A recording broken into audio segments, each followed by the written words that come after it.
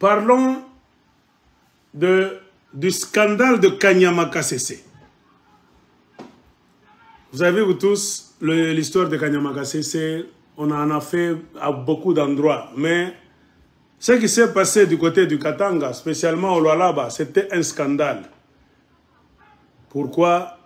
Comme d'habitude, quand vous avez un gouverneur ou bien une vice-gouverneure inexpérimentée qui ne sait pas pourquoi elle est là comme vice-gouverneur ou bien gouverneur, des gens sans connaissance dans quoi que ce soit, on les voit comment? La façon dont ils traitent un problème. Et le problème de Kanyama Sese, si vous suivez des sources sûres au Lualaba, qu'est-ce qu'on nous dit? C'est la colère de Fifi Masuka.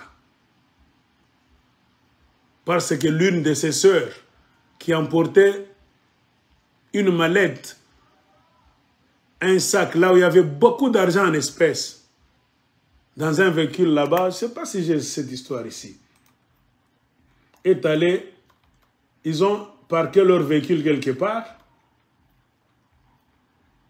et comme il y a trop de misère, au Katanga, partout au Congo, il y a des gens qui étaient venus, qui ont voulu voler cet argent. Et maintenant, pour punir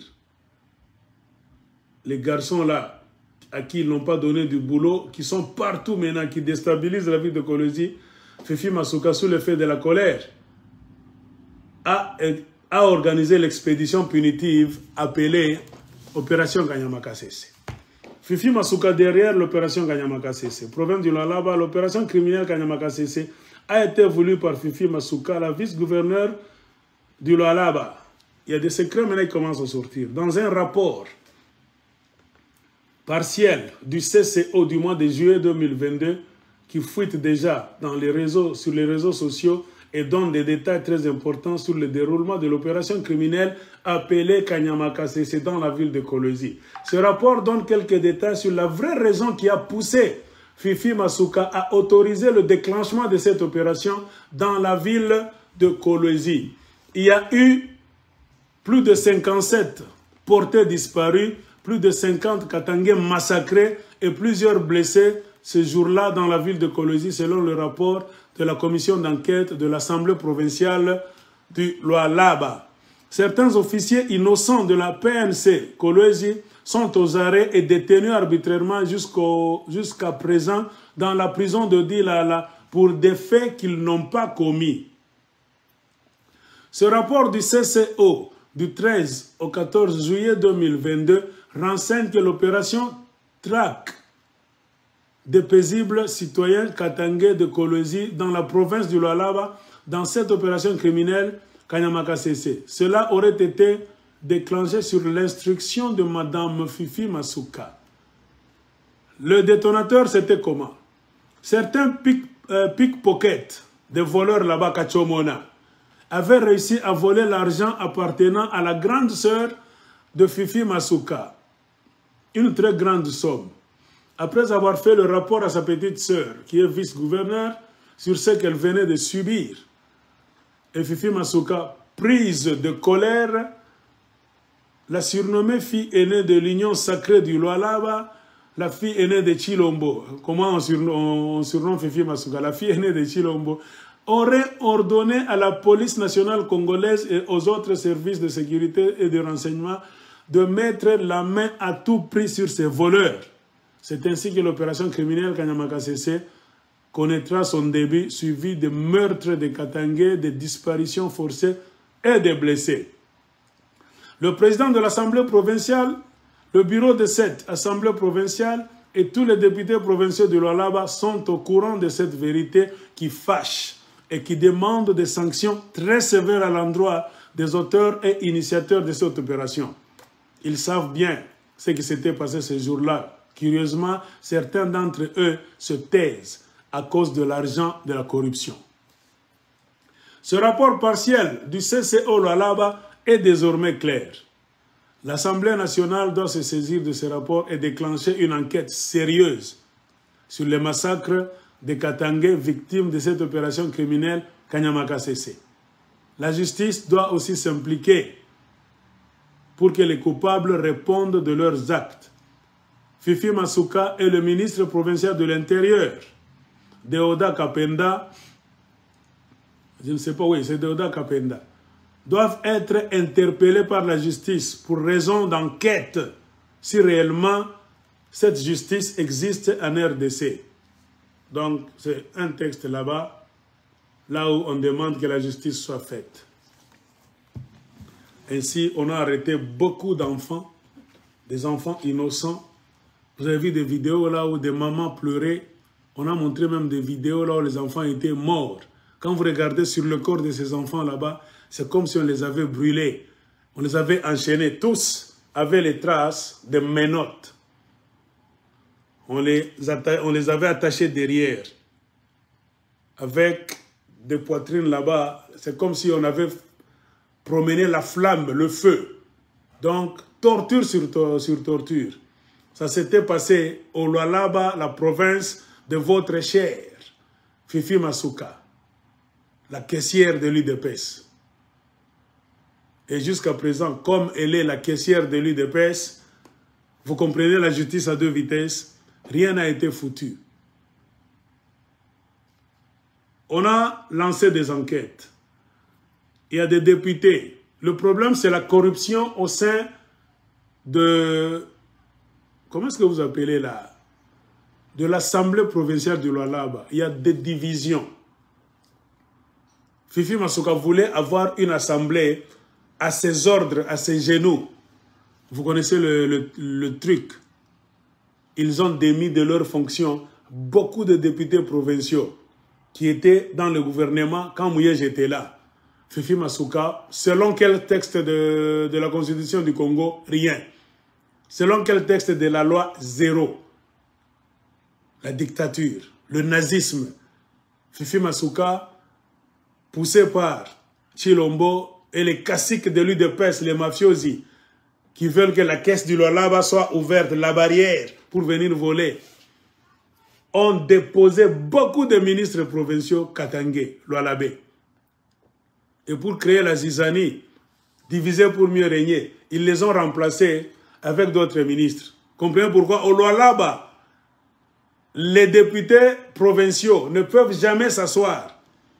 Même si la vérité est ici, tout le monde sait que Fifi Masuka ment. Fifi Masuka ne fait pas ça. Ce qu'on est en train de nous montrer à la télévision à Kinshasa, à Kolosi, c'est le mensonge. La vérité aura toujours du mal à sortir. Parce que c'est une assemblée provinciale déjà divisée. Avec les gens qu'on a mis dehors, on a amené d'autres fraîchement de la pauvreté. C'est-à-dire, ces gens-là ne pensent pas pour eux-mêmes. Ils sont condamnés à être les échos de Fifi Masuka. Parce que si vous allez en sens contraire, on vous chasse le même jour. Comprenez pourquoi nous n'avons pas de rapport clair à propos de l'opération Kanyama Sese. Beaucoup d'enfants, quand les parents vous disaient, sont partis et ne sont jamais revenus, nous ne savons plus où ils sont. Les gens prenaient cela pour de la blague. Jusqu'à ce qu'une audio a fuité. Une audio qui est une causerie entre un député Lualabé et son ami. Ce député Lualabé là est dans la commission d'enquête pour aller collecter les infos et savoir. L'opération Kanyama Sese, c'était quoi? Qui était derrière? Quand on prenait les enfants, on les amenait d'abord où? Après où? Ils sont arrivés où? Où sont-ils au juste? Sont-ils au nombre de combien? Combien de portés disparus? Combien de morts? Ce député-là est dans cette commission. Et ils sont en train de travailler, mais dans un climat, comme les Français disent, un climat de l'éther, un climat électronique ou bien électrique. Il y a toujours une main qui veut à ce que cette histoire s'arrête. Mais vu la pression de Lualabé, d'autres députés sont condamnés à travailler pour nous dire la vérité. Ainsi, ce député, appelant l'un de ses amis, après une causerie là-bas banale, il a touché un peu le sujet de Kanyama Kasese. C'est-à-dire quoi? Les députés ont pris le temps de voyager maintenant avec les listes. Là, on leur a dit, ces gens, où sont-ils? Tozo Mona Bangote, Atubaonaki. Non, ils sont à Kanyama Kasese. Ce député-là, à l'entendre dans l'audio, il parlait Swahili. Je vais vous mettre, vous allez voir, vous allez entendre. Il dit, ils sont allés jusqu'à Kanyama Kasese avec les listes des gens que tout le monde dit, ils sont morts. Mais le gouvernorat du Lualaba va dire, non, ils sont vivants, ils sont à Kanyama Kasese. Le député a dit, nous sommes allés jusqu'à Kanyama Kasese, disant à son ami en Swahili, il n'y a personne, ils ne sont plus là-bas. Où sont-ils? À Tudjoué. Écoutez maintenant l'audio. Ce député là-bas s'appelle Gaston Mouchid. Dans une causerie très banale avec son ami l'a enregistré. Ils ont parlé des histoires là-bas, des bêtises, de jeunes gens. Ils parlent des histoires de femmes, tout ça. Mais ce qui m'a intéressé, moi, c'est le dossier de Kanyama Kasese. Pour ceux qui comprennent le Swahili, et surtout le Swahili du Katanga, écoutez ce qu'ils se sont dit.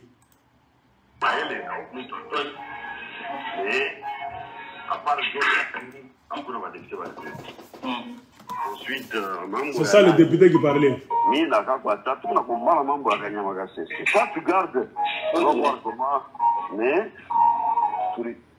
on a pris une résolution pour les mais tu as fait comme tu l'as pour toi, je te donne comme info parce que Tunafika à Banako. Ils sont arrivés à Kanyama Kasese. Qu'est-ce qu'il a dit? Nous avons pris cette résolution, moi avec Kakwata. Je connais la famille Kakwata. Tu ne peux jamais dire que tu es de Kolwezi si tu ne connais pas la famille Kakwata, Kalokota, blablabla. Parmi les premiers acquéreurs, les hommes d'influence à Kolwezi. Dans leur famille là-bas, il y a même un jeune Kakwata aujourd'hui, qui est député provincial du Lualaba. Si vous suivez beaucoup de déclarations du Lualaba, je ne le félicite pas, mais lui du moins, il a toujours montré un sérieux dans ce qu'il fait. Il a le souci des enfants du Lualaba. Quand il parle là, vous sentez que, parce qu'il est seul, ou bien pas même seul, ils sont moins nombreux. Ils sont sous la pression de Kinshasa, de l'UDPS. Parce que c'est un grand dossier. La chute de Mobutu avait commencé comment? Le problème de disparition. Lititi Mboka, le massacre de l'université de Lubumbashi. Vrai, faux, blablabla, spéculation. Il y a des disparus. Il y a eu des disparus à Kolwezi. Les listes sont là. Et quand vous entendez les paroles de Mouchid, il dit, c'est-à-dire quoi? Vous comprenez qu'on arrêtait les Lualabé, les Katangais seulement. On ne les amenait pas directement à Kanyama Kasese. On les déposait d'abord dans un cachot au ministère de l'Intérieur, chez Deoda Kapenda. Un Karunda, je pense, s'il n'est pas Kachoko bien Kandembo, parce qu'on s'est tellement entremariés là-bas. Monsieur Deoda Kapenda, ministre de l'Intérieur, il avait même parlé un jour pour dire non, je prends toute la responsabilité de ce qui était arrivé. Selon les paroles de Mouchid, c'est pourquoi moi je vous dis, quand on vous met une vidéo, chers frères et sœurs congolais, on vous met une audio, exercez-vous à comprendre des petits détails. C'est dans des petits détails là où loge le diable, comme on dit. J'ai décortiqué l'histoire d'M23. L'interview de Willy Ngoma, un homme. Beaucoup de Congolais ont déjà entendu ça. Bafini Kiango Baleki. Ils ont déjà oublié. Mais les événements sur terrain, et ce que Willy Ngoma disait dans son interview, toi-même Congolais dans ta tête, tu vas voir si Willy Ngoma c'est un menteur ou bien Willy Ngoma a dit la vérité. Si pas toute la vérité, il a dit une très grande partie de la vérité. Il a cité Jean-Pierre Bemba. Regardez maintenant le comportement de Jean-Pierre Bemba. Brusquement, il y a des rebelles M23 en Équateur. Qui va prendre charge de l'Équateur convenablement? Les bataillons. Comprenez aussi, dans l'audio de Gaston Mouchid, Bandukuyetu, Turenda ni kutafuta Bandukuyetu, bale barbapele kakule. C'est-à-dire, c'est un loi labé. Ils ont eu le souci d'aller chercher leurs frères et sœurs. C'est comme pour vous dire, il y avait tri. Quand on vous arrête là, au Lualaba, vous êtes, je ne sais pas, selon eux-mêmes, Koulouna, je ne sais quoi, opération Magassé, chômeurs, parce qu'il y avait même des élèves, on en a parlé. On les déposait d'abord quelque part, comme les esclaves à Casamance. Le bureau de Oda Kapenda. Un autre Katangelo à la baie. C'est là où on les torturait, on les tabassait. Et à partir de là, les informations sur du Lualaba, j'ai déjà fait une vidéo dans le passé, cherchez mes vidéos. On m'a dit, Aigle, on demandait l'argent. Beaucoup de gens ont vu leurs enfants libérés, être libérés à partir des cachots de Deoda Kapenda. En échange de quoi? De l'argent. Si vous avez le malheur d'être pauvre au Lualaba, c'est fini. On va vous faire partir comme ça. Donc c'était un coup là-bas qu'ils ont fabriqué avec trop de légèreté et de méchanceté. Si on a arrêté tout le monde au Lualaba, comme nous sommes tous les Congolais, Tolobagato, Lingana, Tozabana, Tata, Moko, moi je vous ai toujours dit, attention, l'UDPS c'est un parti politique des tribalistes, ils ne sont pas malades de châtier leurs enfants, jamais. Là où on frappe, remarquez, on frappe les gens d'autres tribus. Si on fait un coup là-bas, il y a trop de Kassaïens, ils vont s'arranger pour les libérer. Même les plus grands voleurs de Lubumbashi, les voleurs à main armée. Moi, je peux montrer même 10 vidéos. On les arrête comme ça, allez poser la question à Lubumbashi. Acha Bimakala. Acha Kutoka. On ne me casse pas à mon tête. L'exemple le plus frappant, Isaac. C'est Isaac qui? Le petit qui avait pris Kasumbalesa en otage pendant, je ne sais pas, 2 semaines, avec le sponsorship de Jamar Kakabound et de Gilbert Kankonde, pour voler l'argent de la douane. Vous savez, il y a combien d'argent qui passe? La douane de Kasumbalesa, ça fait entrer combien d'argent par jour? Maintenant, multiplié par 2 semaines, Isaac Chiswaka, voilà, était là. C'est quand l'UDPS n'avait pas encore d'argent, au plus grand début, quand il voulait maintenant tourner le dos à Joseph Kabila pour chercher la liberté financière qui allait donner la liberté politique et la force politique par après. Ils ont fait un coup. Ils avaient préparé leurs enfants pour aller kidnapper la frontière de Kasumbalesa. Et l'homme qui était à la tête, protégé par Jamar Kakabound et Gilbert Kankonde, qui était vice-premier ministre et ministre de l'Intérieur, c'est Chiswaka Isaac. Isaac faisait des discours à Kasumbalesa, les vidéos sont là. Il défiait toutes les autorités. Jacques Kaboula avait même peur. Pour aller dire à ce petit-là Kassaïen, moi je suis gouverneur du Lualaba, descends de là, je t'amène les militaires ou bien les gendarmes. Très poltron. La situation commençait maintenant à se dégénérer. Beaucoup de gens qui entrent avec les camions se plaignaient. Les Zambiens, les Zimbabwéens, les Sud-Africains, trouble. Comprenez pourquoi il y a maintenant des bandits qui commencent à tuer même les chauffeurs de track. De tout temps. Est-ce que vous avez déjà entendu qu'on tue un chauffeur de track zimbabwéen ou bien zambien au Katanga? Jamais. On a commencé à les tuer quand seulement l'UDPS a mis maintenant ses enfants partout, à la frontière, pour manger. Ainsi, notre frère, député du Lualaba, l'a dit clairement, pour vous dire que c'était une opération choisie, tribalisée. On a pris seulement les Lualabé et les Katangais. Ça ne vient pas de moi. Il dit, Turienda kutafuta banduku yetu. C'est-à-dire quoi? Ce sont les bandoukou, il y a des députés à Lualaba Quand on les déposait chez Deoda Kapenda, comme l'armée est dans les mains des Kassaïens, la police aussi est contrôlée par les Kassaïens. J'ai même une audio. Un policier katangé disait « Il faut que nous fassions attention, nous allons nous plaindre à Kinshasa. On arrête quelqu'un même pour des petites histoires de rien du tout. Police le même jour, auditorat militaire le même jour, en air. C'est comme ça qu'on arrête les Katangais. Il y a un système de terreur.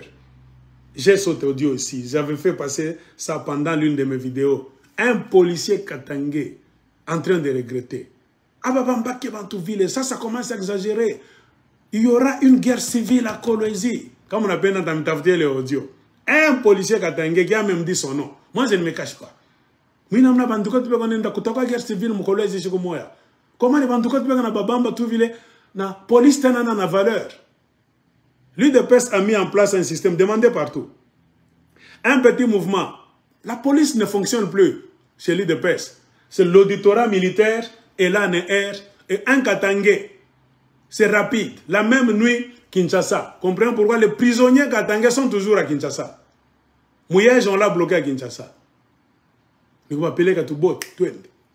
Petit problème à Kinshasa. Regardez au Kasaï. Le gouverneur, on n'entend même pas, on ne sait pas ce qu'ils font. Gilles Alinguete ne connaît pas le Kasaï. Quand vous donnez la carte du Congo à Gilles Alinguete, il n'y a que Kinshasa et le Katanga. Il n'y a que deux provinces. La province de Kinshasa, qui est la ville, et la province du Grand Katanga. Ainsi, suivez ce que notre frère a dit.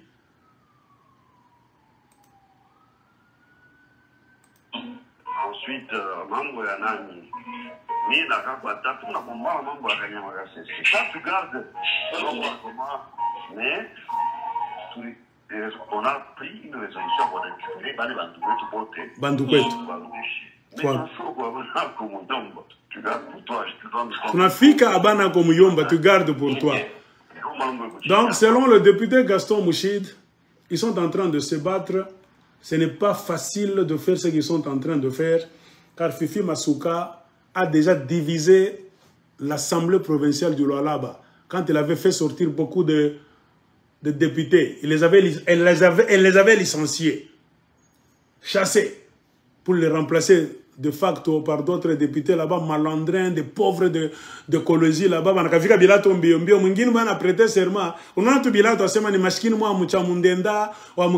C'est fini. Il ne faudra rien. Toi, tu seras ministre de l'information. Ah, qu'est-ce que tu vas dire devant Fifi? Fifi ni mama mubaya. Fifi kuna kombanisha bandukwa ke bakatange balo alabe. Jwa kufurahisha régime ya ba occupant. Faut kumwambia ajue ke batamupika fimbo na bo. Ile revolution kuna kui batapika. Kuko Jacques Kiabula Fifi Masuka watoto akatanga samba kimbi.